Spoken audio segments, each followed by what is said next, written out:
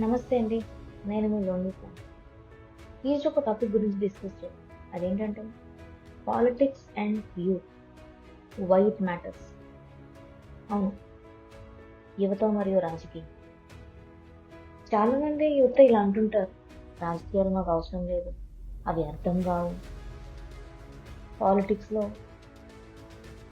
చాలా అనవసరమైనవి ఉంటాయి, లేకపోతే అందులో ఒక మోసం ఉంటుందని,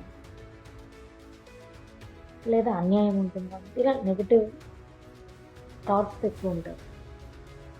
కానీ ఒక్కసారి ఆలోచించారా, మన విద్య, జాబ్స్, ఫీజెస్, స్కాలర్షిప్స్, ఇవి అన్ని రాజకీయ నిర్ణయాల మీద ఆధారపడి ఉంటాయి.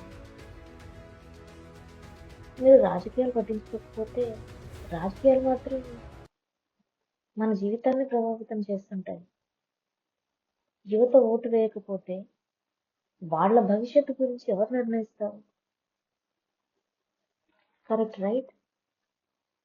రాజకీయాలంటే పార్టీ ఫైట్స్ కాదు. రాజకీయాలంటే బాధ్యత.